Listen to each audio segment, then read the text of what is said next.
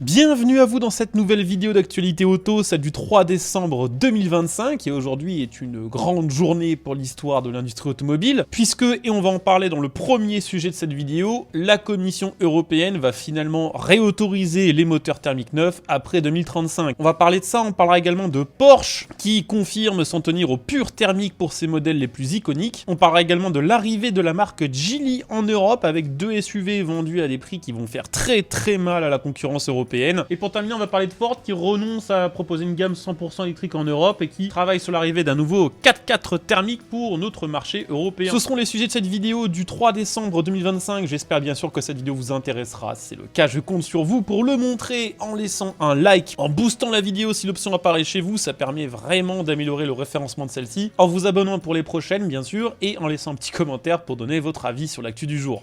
On va commencer avec le gros sujet du jour, voire même peut-être le gros sujet de l'année. La Commission européenne va autoriser la vente de moteurs thermiques neufs après 2035. C'est une actualité qui a pour l'instant été assez peu relayée en France, mais qui a fait grand bruit en Allemagne. Cette information nous vient du quotidien de presse allemand Handelsblatt, qui s'est spécialisé dans les thèmes de l'économie et de l'industrie. Handelsblatt a eu la possibilité d'interviewer plusieurs hauts responsables, plusieurs membres de la Commission européenne, dont le commissaire européen dédié au transport, qui est au cœur de tout ce débat sur la fin du thermique, Apostolos Tzitzikostas. Cette actualité est directement reliée à une autre actu dont on avait parlé il y a quelques jours dans une autre vidéo. Rappelez-vous, Friedrich Merz, qui est le chancelier allemand, avait envoyé une lettre officielle à la Commission européenne demandant grosso merdo à ce que la Commission européenne abandonne l'interdiction du thermique en 2035. Apostolos Tzitzikostas, qui est donc le commissaire européen dédié aux sujets liés au transport, a déclaré que la lettre de Friedrich Merz avait été reçue positivement par la Commission européenne et que la Commission allait s'ouvrir, je cite, à toutes les technologies, y compris les moteurs classiques, dès lors qu'ils fonctionnent avec des biocarburants, des e-fuels ou d'autres carburants à faible ou zéro émission. Précisant au passage que la Commission va intégrer l'ensemble des évolutions technologiques ainsi qu'un assouplissement des objectifs de CO2, notamment en ce qui concerne les flottes d'entreprises, dans les futures mesures qui vont être annoncées entre décembre et janvier,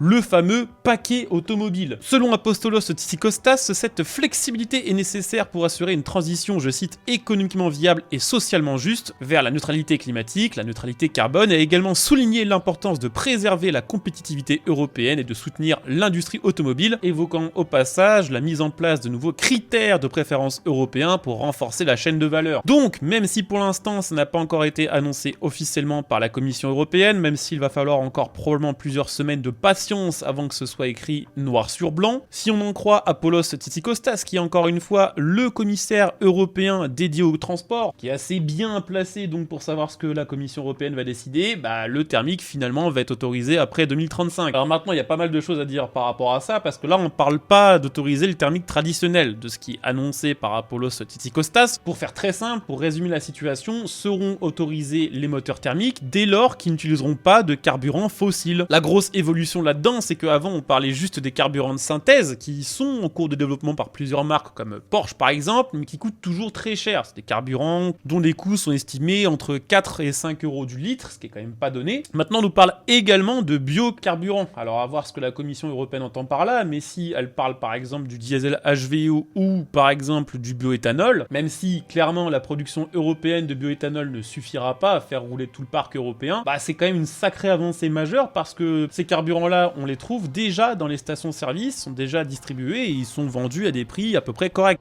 Va falloir attendre plus de précisions sur ce sujet-là bien précisément pour savoir ce qui est sous-entendu. Ce qu'il faut retenir aussi de ces décisions, c'est que c'est pas parce que la Commission européenne tout à coup réautoriserait le thermique après 2035, je parle au conditionnel parce que pour l'instant encore une fois c'est toujours pas écrit noir sur blanc, c'est que par la même occasion elle n'arrête pas de soutenir la transition vers la voiture électrique, puisqu'elle va annoncer apparemment de nouvelles incitations fiscales, de nouvelles mesures de soutien pour que les Européens, en particulier les entreprises européennes, s'équipent ou équipent leur parc de voitures électriques. électrique. Et en ce qui concerne les véhicules thermiques qui rouleraient aux énergies fossiles, pour l'instant, il n'y a aucune information qui permette de croire qu'elles pourraient continuer à être vendues neuves après 2035. D'après les derniers bruits de couloir, il se pourrait tout à fait que la Commission européenne en autorise certains, qu'il y ait une espèce de dérogation pour certaines technologies qui utiliseraient du carburant fossile, à savoir les véhicules à hybride rechargeable ainsi que les véhicules à prolongateur d'autonomie. Donc oui, il y a 99% de chances pour que les thermiques soient finalement autorisés à la vente neuve après 2035, mais, et il y a un gros mais, à condition que ces véhicules thermiques circulent avec des carburants qui auront un impact faible ou neutre en émissions de CO2.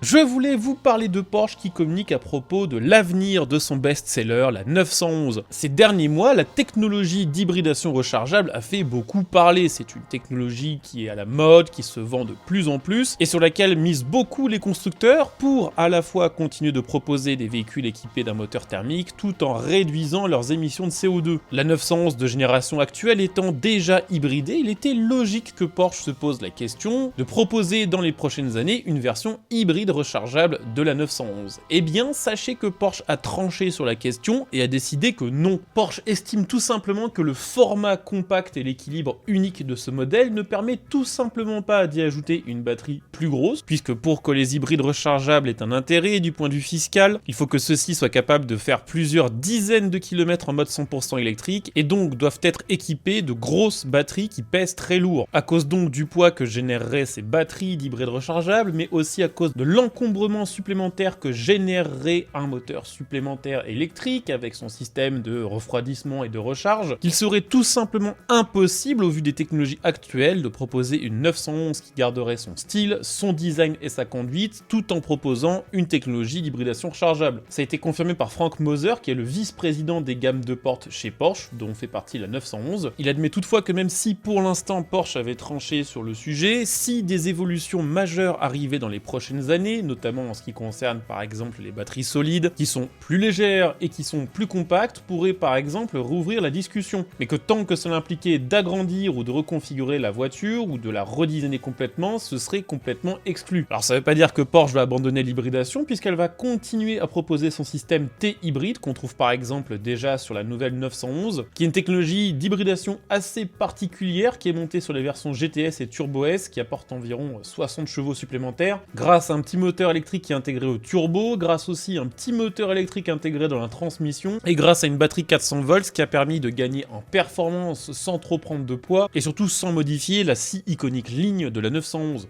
On va également parler de l'arrivée de la marque Geely en Europe, arrivée qui s'est fait officiellement en Italie, où la marque vient d'inaugurer son premier showroom 100% dédié à la marque. C'est pas la première concession qui vend des voitures de Geely, mais c'est la première concession 100% de Geely. Effectivement, la marque a déjà une trentaine de distributeurs en Italie et elle vise d'en atteindre 100 dans les prochaines années. Le choix de s'appuyer autant sur l'Italie peut paraître un petit peu surprenant quand on sait que c'est l'un des pays européens les plus en retard sur la voiture électrique, avec un réseau de bornes électriques assez peu développé, mais c'est que, contrairement à ce que l'on pourrait croire, Geely, marque chinoise, ne compte pas plus que ça sur les voitures électriques pour grappiller des parts de marché en Europe. Effectivement, elle va commercialiser le Geely EX5, un SUV 100% électrique, vendu à partir de 38 900 €, qui profitera de 400 km d'autonomie WLTP, d'une puissance de 204 chevaux, d'une batterie de 70 kWh rechargeable de 20 à 80% en 30 minutes. Mais Geely va surtout miser sur le Geely Starray EM, qui est un hybride rechargeable, basé sur un moteur 1,5 litre 4 cylindres à cycle Miller, cumulé un moteur électrique et à des batteries 18,4 kWh, qui lui permettent déjà d'atteindre les 200 chevaux, mais surtout d'atteindre 1000 km d'autonomie au total, dont 90 faisables en 100% électrique. Et tout ça pour 34 900 € neuf, ce qui risque de faire quand même très mal à la concurrence. C'est par exemple 7 000 € de moins qu'un Peugeot 3008 en hybride rechargeable, environ 4 000 € de moins qu'un Citroën C5 Aircross hybride rechargeable ou qu'un Opel Grandland hybride lui aussi rechargeable. C'est notamment grâce à l'hybridation et à des tarifs super agressifs que Geely espère gratter petit à petit le marché italien, puis plus tard le reste du marché européen. Pour terminer, je voulais vous parler de Ford qui s'apprête à chambouler complètement sa stratégie européenne. La marque devait devenir une marque 100% électrique, sauf qu'elle a enchaîné flop sur flop. Résultat, elle fait machine arrière et annonce maintenant un SUV compact qui est attendu pour le marché européen en 2027, qui s'inspirera du Bronco américain et qui en portera le nom, même si ce sera probablement la seule chose en commun qu'auront ces véhicules. D'après Ford, le design devrait séduire les amateurs amateurs de baroudeurs urbains, s'ils existent, et il commencera sa carrière équipé d'un moteur thermique dans une version hybride rechargeable, et pour l'instant Ford n'a confirmé aucune déclinaison 100% électrique. Donc c'est très cool pour le marché européen, par contre pour nous français ça sent quand même le futur flop, parce que avec notre super malus et surtout le malus au poids, il est tout à fait possible que des SUV même hybrides rechargeables soient quasiment invendables en Europe dans les mois à venir. Voilà, c'était les sujets de ce 3 décembre 2025, j'espère que la vidéo vous aura intéressé, c'est le cas, je compte sur vous pour le montrer comme d'habitude en laissant un like, en vous abonnant, en commentant. On se retrouve dès demain pour la prochaine vidéo d'actu, ciao.